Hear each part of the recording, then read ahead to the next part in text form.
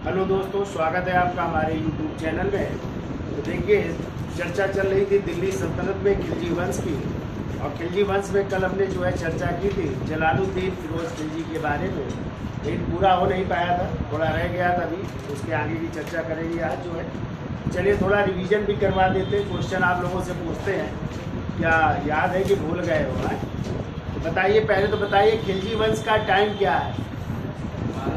1290 से 1320 ईस्वी है। बताओ, जो ये खिलजी वंश के शासक थे, इनका मूल निवास स्थान कहाँ पे था? अफगानिस्तान में। और अफगानिस्तान में कहाँ? हेलमंद नदी घाटी के किस प्रदेश से थे? हल्ज प्रदेश से थे, इसलिए ये क्या कहलाए? खिलजी कहलाए। ठीक है। और इस खिलजी वंश की स्थापना को खिलजी क्रांति के नाम से भी जाना जाता है। तो किसने ये नाम दिया खिलजी क्रांति? दो इतिहासकार कल हमने बताए थे, प्रोफेसर मोहम्मद हबीब और दूसरे थे राम प्रसाद त्रिपाठी जी ने इसको खिलजी क्रांति नाम दिया। ठीक है। अब देखो, इस खिलजी वंश का पहला शासक था जिसका नाम है जलालुद्दीन फिरोज खिलजी, जिनका टाइम है 1290 से 1296 ईस्वी। तो बताइए, जलालुद्दीन फिरोज खिलजी को किसने शाइस्ता खां की उपाधि प्रदान की? तो कैकूबाद ने कौन सी उपाधि दी? शाइस्ता खां की। इसे जो है इब्न ए सईद भी कहते हैं। इसका मतलब क्या होता है? तलवार का बेटा। किसको? जलालुद्दीन फिरोज खिलजी को। अब यदि क्वेश्चन आ जाए कि जलालुद्दीन फिरोज खिलजी ने अपना राज्याभिषेक कहाँ पे करवाया था? कैकूबाद द्वारा बनवाए गए किलोखरी के महल में। यानी किस महल में? किलोखरी के महल में करवाया था, जिसको बनवाया था कैकूबाद ने। और कहते हैं वो जो है 1 वर्ष तक उसने अपनी राजधानी किसको बनाए रखा? किलोखरी को ही राजधानी बनाया। ठीक है। और 1 वर्ष बाद वो दिल्ली प्रवेश कर रहा है। तो वहाँ के जो दिल्ली के कोतवाल थे और उन्होंने जो है आमंत्रित किया, तब 1 वर्ष बाद वो दिल्ली पहुँच रहा है और कलवन के लाल महल में अपना क्या करवा रहा है? राज्याभिषेक करवा रहा है। तो कब राज्याभिषेक करवाया था? 13 जून 1290 ईस्वी को। ठीक है। अच्छा बताइए, जो है जलालुद्दीन जो फिरोज खिलजी था, उसने जो है अपने कह सकते हैं जो वफादार लोग थे उनको उच्च पद प्रदान किए थे। तो उसने वजीर का पद किसको दिया था? जल्दी से बताइए। ख्वाजा हातिर को कौन सा पद? वजीर का पद दिया था। बताइए, अच्छा जलालुद्दीन फिरोज खिलजी के शासनकाल में पहला विद्रोह किसने किया था?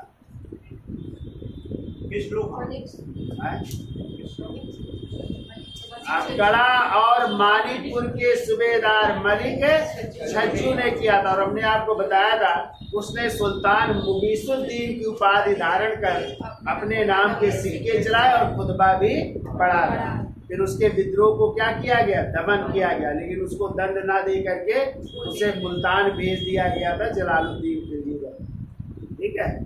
अच्छा बताइए, जलालुद्दीन फिरोज खिलजी के समय ही जो है उसने रणथंभौर की विजय या रणथंभौर का आक्रमण किया था। कब किया था? 1290-91 ईस्वी में। ठीक है। लेकिन वो जीत नहीं पाता। बीच में उसने एक किला जीता था। कौन सा किला जीता था? झाइन का किला या जैन का किला जीता था। ठीक है। और उसने रणथंभौर के बारे में क्या कहा था? मैं मुसलमानों के एक बाल की तुलना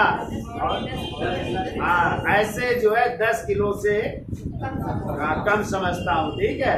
ये बात भी कही थी उसने। अच्छा, उसने हिंदुओं के प्रति भी जो है कैसी नीति अपनाई थी? उदार नीति अपनाई थी। ठीक है। बताइए, अच्छा जलालुद्दीन फिरोज खिलजी के शासन काल में मंगोल आक्रमणकारी का आक्रमण हुआ था। किसका जो है पौत्र आक्रमण करता है? हलाकू का पौत्र, जिसका नाम क्या था? अब्दुल्ला। ठीक है। लेकिन जो है जलालुद्दीन खिलजी ने परास्त किया, फिर बाद में संधि हो जाती है, तो वो तो वापस लौट जाता है। लेकिन कौन यहाँ पे रुक जाता है? हमने आपको बताया था चंगेज खान का नाती, जिसका नाम था उलूग खां, अपने 4000 समर्थकों के साथ वो क्या ग्रहण कर लेता है? इस्लाम धर्म ग्रहण कर लेता है। ठीक है। और यहीं पे भारत में रहने की इच्छा व्यक्त करता। तो सुल्तान जलालुद्दीन खिलजी ने अपनी बेटी का उसके साथ विवाह कर दिया और उसको जो है दिल्ली के निकट किस जगह मुगलपुर नामक स्थान पर रहने का आदेश दिया। और यही मंगोल क्या कहलाए? नवीन मुसलमान कहलाए। ठीक है, याद है? सब भूल गए हो तुम लोग, अभी कल ही सब समझाया है।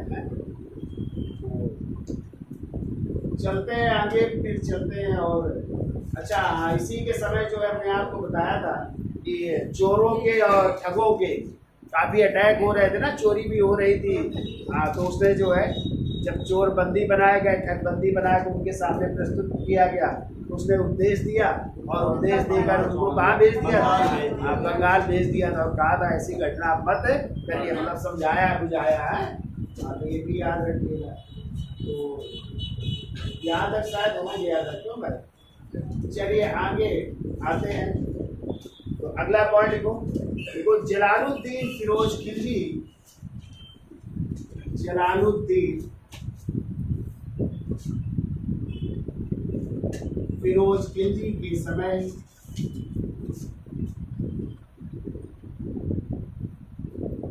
जलालुद्दीन फिरोज खिलजी के समय ही उसके भतीजे एवं दामाद, तो भतीजा भी है एवं दामाद, और उसका नाम क्या है? अलाउद्दीन खिलजी। अलाउद्दीन खिलजी क्या लिखा है? जलालुद्दीन फिरोज खिलजी के समय उसके भतीजे एवं दामाद अलाउद्दीन खिलजी ने दो अभियान किए। ठीक है, देखो दो अभियान किए, दो अभियान किए। वो दो अभियान कहाँ पे किए? तो एक तो किया भिलसा का, और भिलसा पड़ता है विदिशा मध्य प्रदेश में, विदिशा मध्य प्रदेश का अभियान किया। और दूसरा उसने अभियान किया देवगिरी का है, दक्कन में पड़ता है देवगिरी, जिसे दौलताबाद भी कहते हैं। तो देवगिरी का अभियान किया। ठीक है, तो ये दो अभियान कर रहा है। तो पहला अभियान कहाँ पे किया? भिलसा।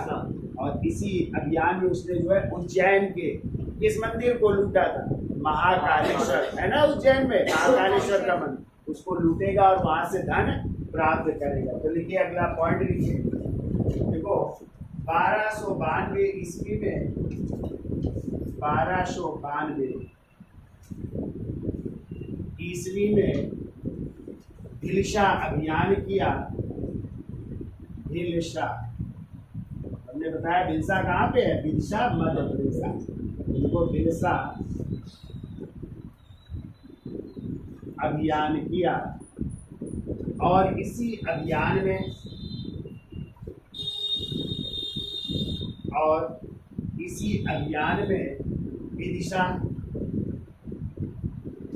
विदिशा एवं उज्जैन के मंदिरों को लूटा।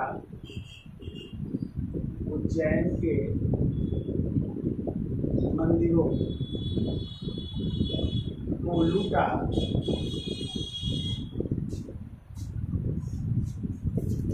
विदिशा और उज्जैन के मंदिरों को लूटा।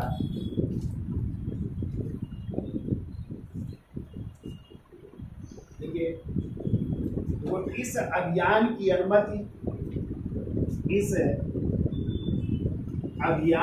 अनुमति सुल्तान द्वारा ली गई थी। इस अभियान की अनुमति, यानी भिलसा अभियान की अनुमति तो ली थी उसने है। इस अभियान की अनुमति सुल्तान यानी जलालुद्दीन खिलजी द्वारा ली गई, सुल्तान द्वारा ली गई।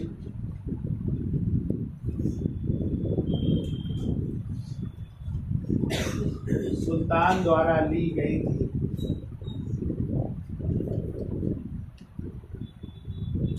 अगला पॉइंट, को वहां से प्राप्त धन का एक भाग सुल्तान को दे दिया।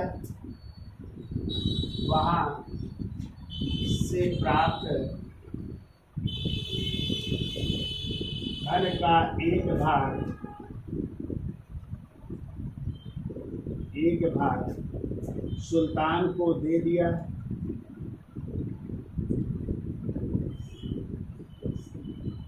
सुल्तान को दे दिया। अतः सुल्तान ने प्रसन्न होकर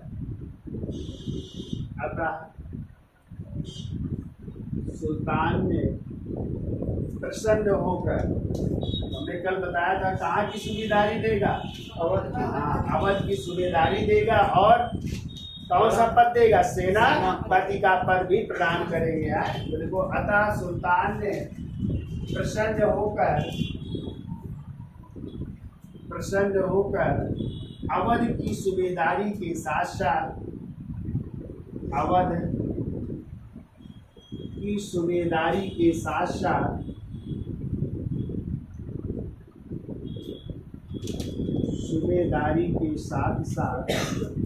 सेनापति या आरिज ए मुमालिक का पद भी प्रदान किया। सेनापति या आरिज ए मुमालिक का पद भी प्रदान किया। तो दो चीजें प्रदान हो रही है, एक तो अवध की सूबेदारी प्राप्त हो रही है और दूसरा उसको सेनापति का पद भी दिया जा रहा है। ठीक है, तो देखो, प्रसन्न होकर अवध की सूबेदारी के साथ साथ सेनापति या सैन्य मंत्री का पद प्रदान किया। ठीक है, तो कहते हैं इसी बिरसा अभियान के समय उसने देवगिरी की जो है संपन्नता के बारे में काफी सुना था कि देवगिरी में जो है बहुत सा धन है, और इस कारण जो है उसने अब कहाँ की योजना बनाई, देवगिरी अभियान की। और ये योजना उसकी गुप्त थी, यानी इस योजना की सूचना उसने सुल्तान को नहीं दी। और कहते हैं जब देवगिरी पर अभियान किया तो देवगिरी के राजा थे रामचंद्र देव। कौन थे वहाँ के राजा? तो रामचंद्र देव को जब पता चला कि खिलजी, जलालुद्दीन खिलजी की सेना आ रही है, तो यही अफवाह फैली कि सुल्तान आक्रमण कर रहा है, तो उसने क्या कर लिया, अधीनता स्वीकार कर ली, बहुत सा धन दिया। और कहते हैं इसी समय जो है अलाउद्दीन खिलजी को एक प्रांत की जो है सूबेदारी प्राप्त हो रही है, या वहाँ से जो है टैक्स प्राप्त होगा, और वो होगा एलिचपुर। यानी एलिचपुर प्रांत की क्या प्राप्त होगी, आय जो वर्ष में जो वहाँ का राजस्व प्राप्त होगा वो अब किसको प्राप्त होगी, अलाउद्दीन खिलजी को। ये वादा हुआ किससे, रामचंद्र देव से। तो ये देवगिरी का पहला अभियान था। क्वेश्चन आता है कि दक्कन में या दक्षिण भारत में अभियान करने वाला दिल्ली सल्तनत का सुल्तान कौन है, अलाउद्दीन खिलजी। देखिए अभी तो ये सुल्तान नहीं है, ठीक है, लेकिन ये अभियान कर रहा है पहली बार, और फिर जो है जब सुल्तान बनेगा तो फिर दोबारा करेगा देवगिरी पर। क्यों करेगा, क्योंकि इसको एलिचपुर का राजस्व प्राप्त हुआ था, लेकिन रामचंद्र देव ने क्या किया, बीच में जो है जब ये सुल्तान बन जाएगा तो उसने राजस्व भेजना बंद कर दिया अलाउद्दीन खिलजी को।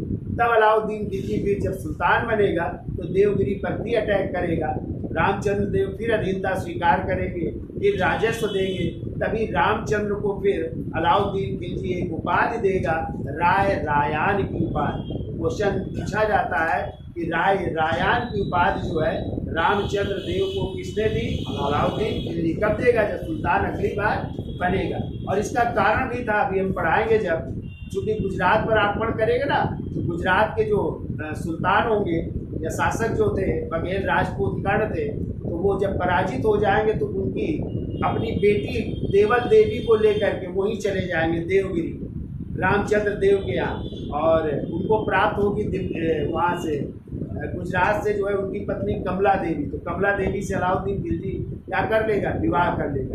तो इस कारण जो है, चूँकि उन्होंने उसको शरण दी थी रामचंद्र देव ने, किसको, कर्ण को, गुजरात के राजा को, ठीक है, इसलिए उस पर अटैक भी करेंगे देवगिरी पर। कई कारण थे देवगिरी पर अटैक के दोबारा, तो अभी तो ये हो रहा है। तो देखिए अगला पॉइंट जो है, देखो तो अलाउद्दीन खिलजी ने 1296 ईस्वी में अलाउद्दीन खिलजी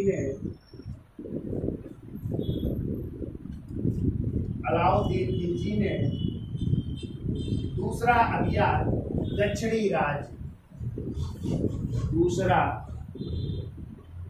अभियान दक्षिणी राज्य, दक्षिण भारत का राज्य देवगिरी पर किया, देवगिरी पर किया। और यहाँ के शासक, और यहाँ के शासक रामचंद्र देव, और यहाँ के शासक रामचंद्र देव, रामचंद्र देव ने अलाउद्दीन खिलजी की अधीनता स्वीकार कर ली, अलाउद्दीन खिलजी की अधीनता स्वीकार कर ली और प्रतिवर्ष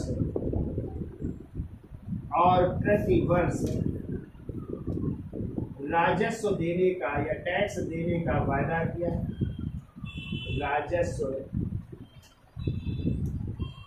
देने का वायदा किया, प्रतिवर्ष राजस्व देने का वायदा किया।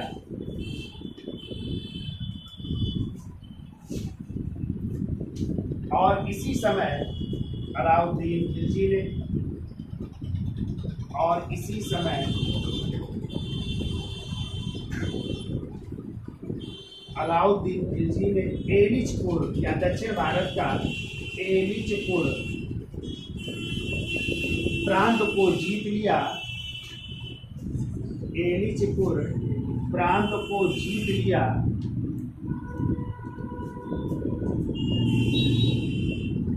एलिचपुर प्रांत को जीत लिया और यहाँ का राजस्व,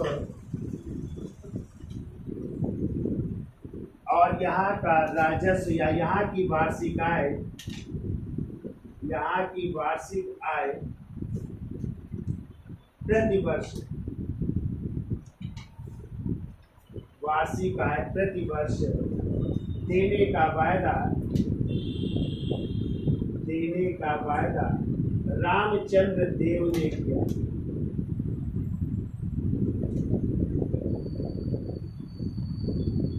रामचंद्र देव ने किया, कहा कि जो है इस प्रांत की जो प्रतिवर्ष की आय होगी या राजस्व जो होगा वो हम देने का वायदा करेंगे। इसमें रामचंद्र देव। तो क्वेश्चन आता है कि अलाउद्दीन खिलजी को किस प्रांत की वार्षिक आय दक्षिण भारत से प्राप्त होते थे? तो आपको ये याद रखना है, कौन सा प्रांत की? एलिचपुर प्रांत की वार्षिक आय प्राप्त होती है। ठीक है, तो कहते हैं जिस समय अलाउद्दीन खिलजी ने देवगिरी पर आक्रमण किया था तो वहाँ के राजा तो थे रामचंद्र देव, लेकिन रामचंद्र देव का बेटा भी था, उसका नाम था शंकर देव। तो वो उस समय वहाँ पे नहीं होता है, वो गया हुआ था वारंगल या काकती वंश के राजाओं के खिलाफ जो है युद्ध में था। इस कारण जो है रामचंद्र देव को जो है अधीनता स्वीकार करनी पड़ी थी। युद्ध नहीं हुआ, अंत में अधीनता स्वीकार कर लेता। तो ये दोनों जो है विजय उसके लिए बहुत अहम रखती है। अलाउद्दीन खिलजी पहले उसने बिलसा से धन प्राप्त किया और दूसरा धन कहाँ से प्राप्त कर रहा? देवगिरी से। और इसी धन की बदौलत अब वो दिल्ली के कब्जा, दिल्ली का सिंहासन प्राप्त करने की कोशिश करेगा। ठीक है, अब देखिए आगे क्या हो रहा है, तो इसका स्क्रीनशॉट ले लो, फिर आगे चलते हैं। तो चलिए अगला पॉइंट लिखिए। अलाउद्दीन खिलजी ने, अलाउद्दीन खिलजी ने देवगिरी अभियान की योजना गुप्त रखी थी। देवगिरी अभियान की योजना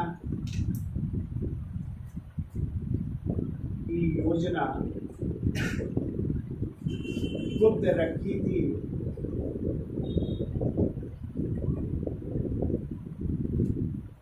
गुप्त रखी थी और सुल्तान से केवल मध्य भारत, और सुल्तान से केवल मध्य भारत, मध्य भारत में चंदेरी की विजय की अनुमति मिली। चंदेरी अभियान की अनुमति ले ली। मध्य भारत में चंदेरी अभियान की अनुमति ली।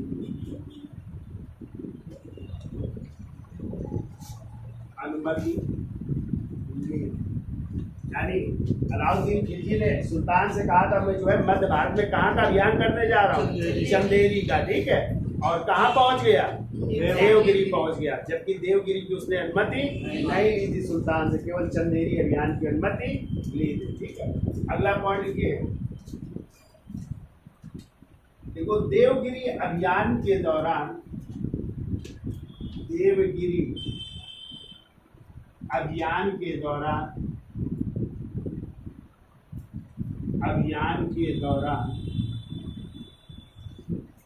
अलाउद्दीन खिलजी ने कड़ा और मानिकपुर, अलाउद्दीन खिलजी ने कड़ा और मानिकपुर का प्रशासन, क्योंकि कहाँ का सूबेदार था ये, और मानिकपुर का जब अभियान में जा रहा है तो क्वेश्चन आता है यहाँ का प्रशासन किसको सौंप गया था, तो अलाउल मुल्क को सौंप गया था, ठीक है। तो देखो कड़ा और मानिकपुर का प्रशासन अलाउल मुल्क को सौंपा। आगे चल करके ये दिल्ली का कोतवाल बनेगा, अलाउल मुल्क को सौंपा, अलाउल मुल्क को सौंपा।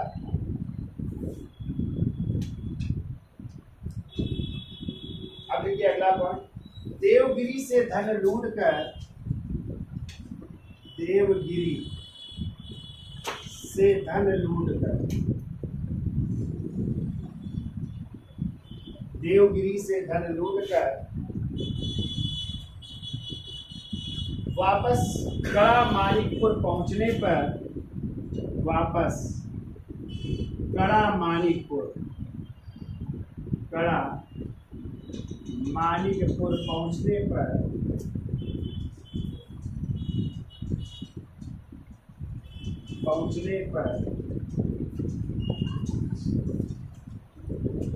पत्र लिखकर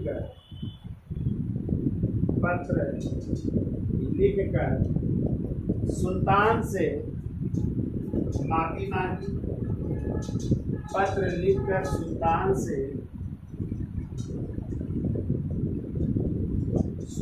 से माफी मांगी।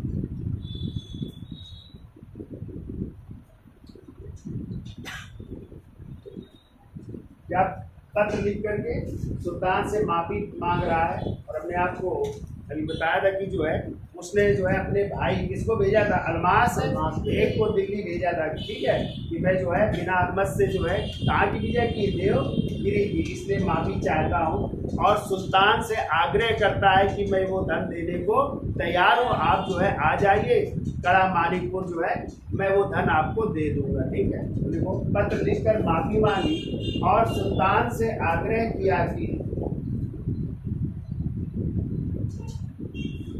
और सुल्तान से आग्रह किया कि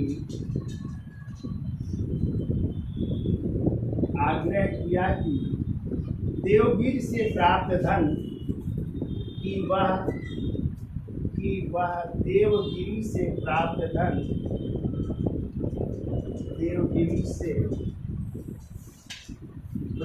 धन आकर ले जाए हैं, प्राप्त धन आकर या कड़ा मानिकपुर आकर ले जाए, सभी कर सकते, कड़ा मानिकपुर आकर ले जाए,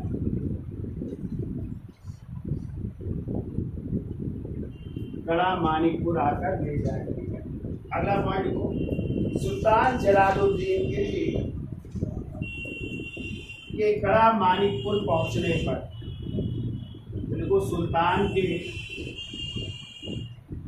कड़ा मानिकपुर पहुंचने पर, कड़ा मानिकपुर पहुंचने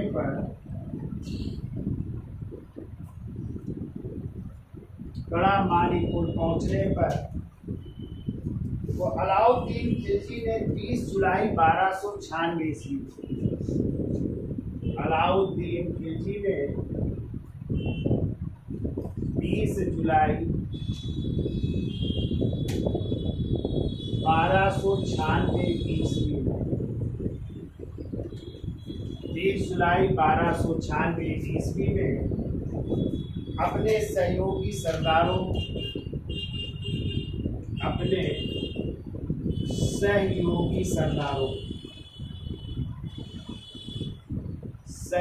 सरदारों जिनमें देखो इख्तियारुद्दीन हूद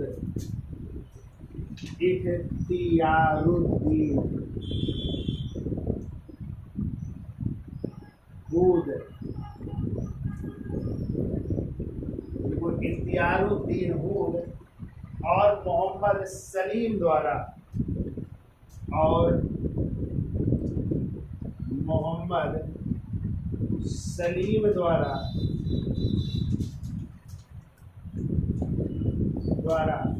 सुल्तान की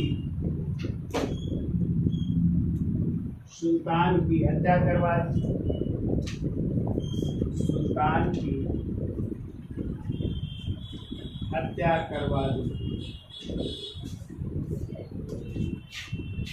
और स्वयं दिल्ली का सुल्तान बन गया।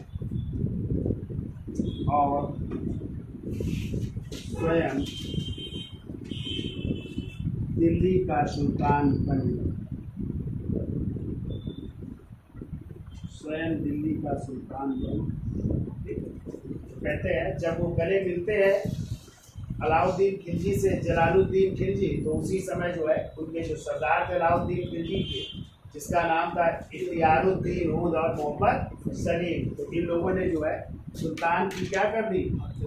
हत्या कर दी, या कह सकते हैं उनकी गर्दन को तलवार से काट लिया। ठीक है, और इस तरह जो है अगला शासक कौन बन गया? अलाउद्दीन खिलजी।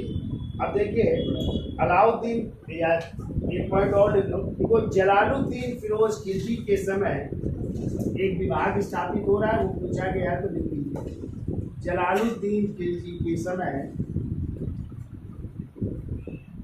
आय और व्यय के एक नए विभाग, आय एवं व्यय के एक नए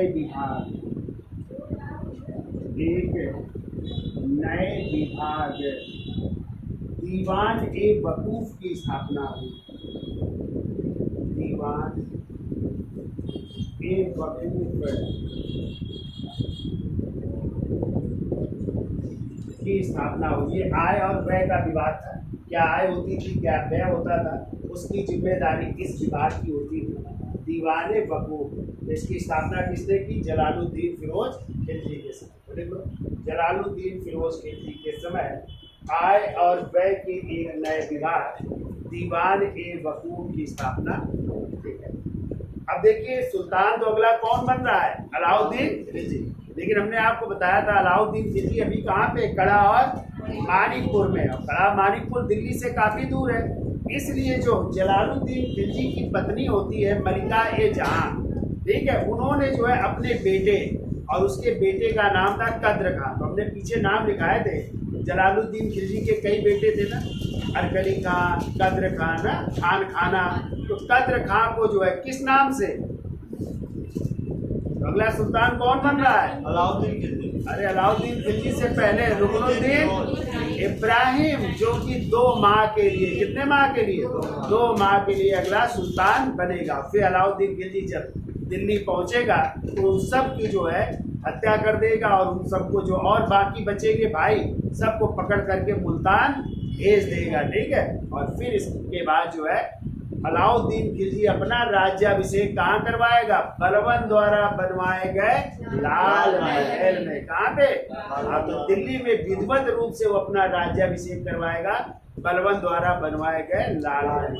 तो जलालुद्दीन खिलजी ने कहाँ करवाया? कैकूबाद द्वारा बनवाए गए किलोखनी के महल में। और अलाउद्दीन खिलजी कहाँ करवाएगा? बलबन द्वारा बनवाए गए दिल्ली के लाल महल में अपना राज्याभिषेक करवाएगा। ठीक है, तो बीच में 2-4 लाइनें उसको भी पढ़ लेते हैं। हेडिंग डाल लीजिए, रुकनुद्दीन इब्राहिम है, इसका स्क्रीनशॉट ले लो, आगे चलते हैं।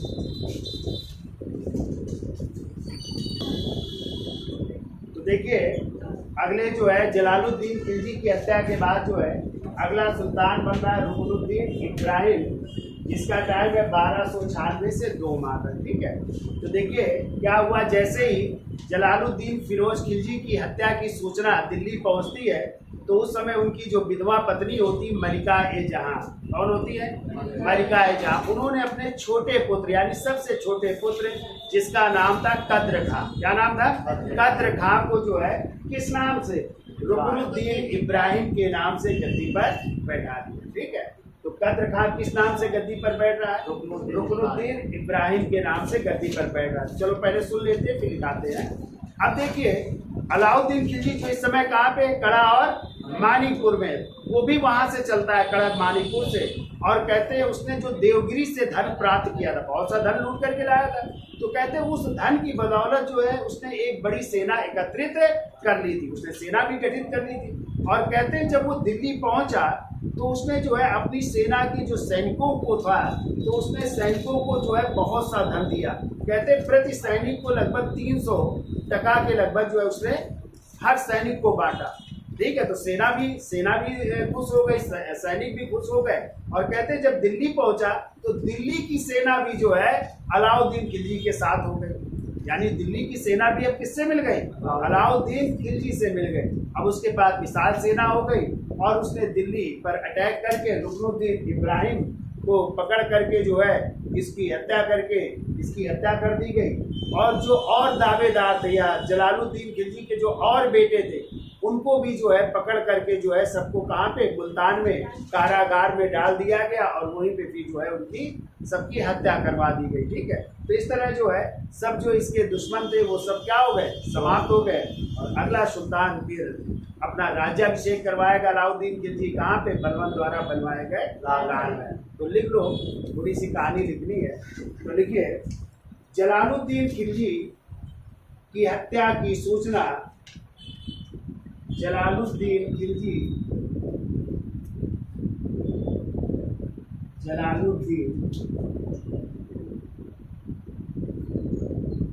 की हत्या की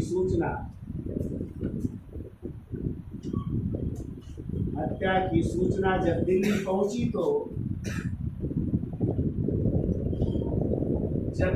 पहुंची तो सुल्तान की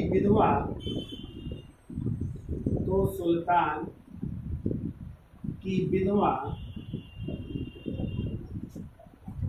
मलिका ए जहां ने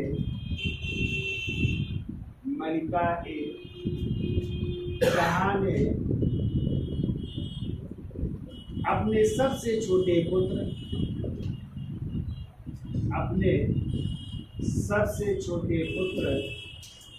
कद्र खां को रुकनुद्दीन इब्राहिम के नाम से,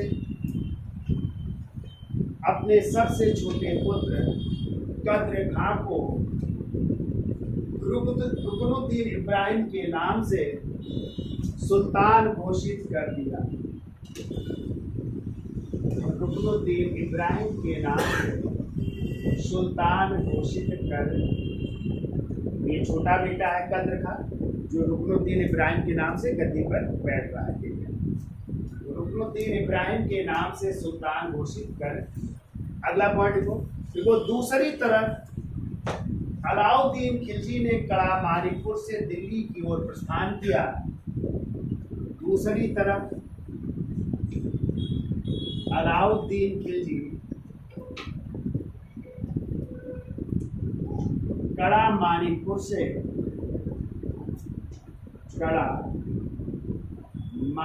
से दिल्ली की ओर प्रस्थान किया।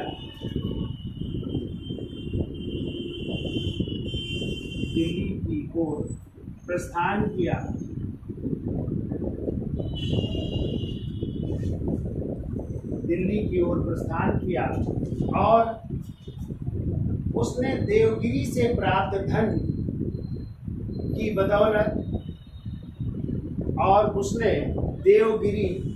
से प्राप्त धन की बदौलत, देवगिरी से प्राप्त धन की बदौलत एक बड़ी सेना गठित कर ली। देवगिरी से प्राप्त धन की बदौलत एक बड़ी सेना गठित कर ली।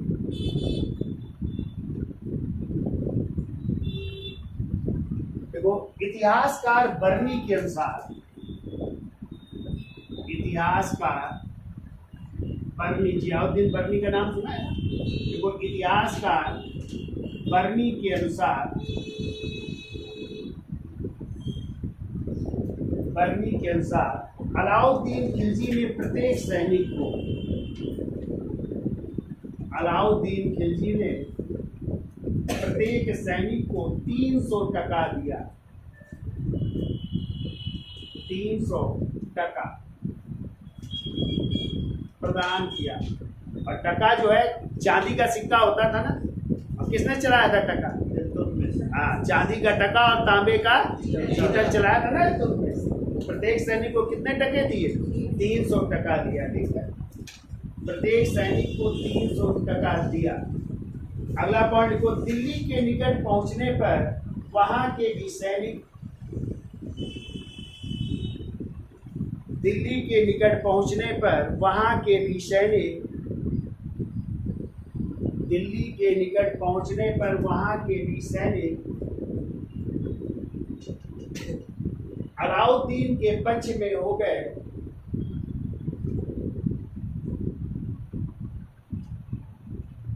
अलाउद्दीन के पक्ष में हो गए। अलाउद्दीन के पक्ष में हो गए। अतः सुल्तान रुकनुद्दीन, अतः सुल्तान रुकनुद्दीन इब्राहिम, रुकनुद्दीन इब्राहिम कामा उसकी मां मलिका ए जहां,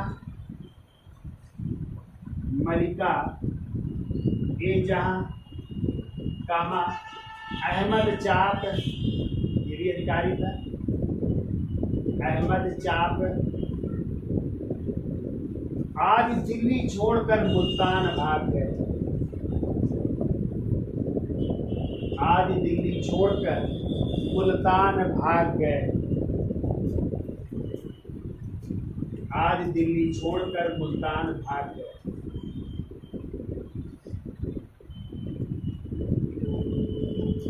अतः अलाउद्दीन खिलजी ने, अतः अलाउद्दीन खिलजी ने, अलाउद्दीन खिलजी ने अक्टूबर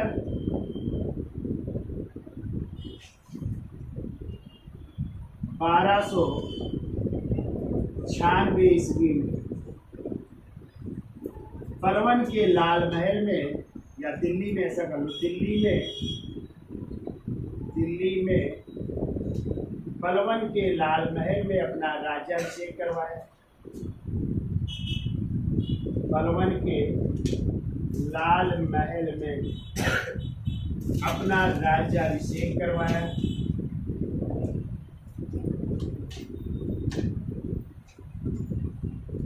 परवन के लाल महल में अपना राज्याभिषेक कराया और यहीं से शासन प्रारंभ किया। और यहीं से शासन प्रारंभ किया। तो पहले लाल महल से, अब बाद में जो है 1303 में वो राजधानी बनाएगा सीरी का किला बनवाता है ना अलाउद्दीन खिलजी, फिर वहाँ से शासन संभालेगा। तो जब हम चर्चा करेंगे अलाउद्दीन की, तब वहाँ से भी चर्चा दिखाएंगे सीरी को कब बनाया उसने राजधानी।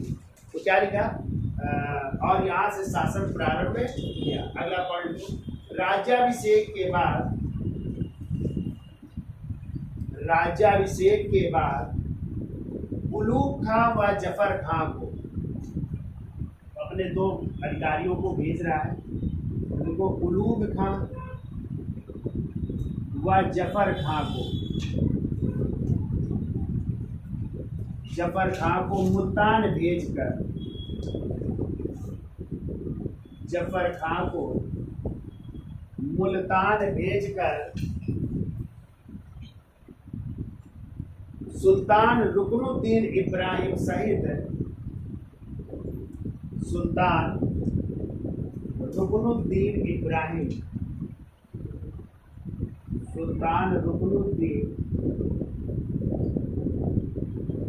इब्राहिम सहित अन्य जलाली सरदारों की हत्या करवा दी। अन्य जलाली सरदारों की हत्या करवा दी। जलाली का मतलब होता है जलालुद्दीन के समय के सरदार जो थे, उसके समय के जो उसके वफादार थे, ठीक है। तो उन सब की क्या करते हत्या, कहाँ पे? मुल्तान में, ठीक है। किसके द्वारा? तो लुलू खां और तो अभी आप पढ़ेंगे कि अलाउद्दीन खिलजी के 4 खान थे। 4 खान कौन कौन थे? लुलू खां, जफर खां, नसरत खां और एक कौन था? क्यों भाई? उलूग खां, जफर खां, नसरत खां और अल्प खां, ये 4 खान माने जाते हैं, ठीक है। अलाउद्दीन खिलजी के 4 सेनापति हैं, अभी हम चर्चा करेंगे, ठीक है। तो अब अगला सुल्तान कौन बनेगा? अलाउद्दीन खिलजी, ठीक है। तो हेडिंग डाल दीजिए, अलाउद्दीन खिलजी 1296 से लेकर के 1316 ईस्वी तक। तो बहुत बड़ा टॉपिक है अलाउद्दीन खिलजी। तो 2-3 जो है दिन में ये खत्म होगा, तो धीरे धीरे चलेंगे, डिटेल में भी चर्चा कर लेंगे। तो आज इतना रखते हैं, ठीक है। तो वीडियो अच्छा लगा हो तो लाइक करिए, शेयर करिए और सब्सक्राइब भी करिए और देखते भी रहिए आप लोग। धन्यवाद।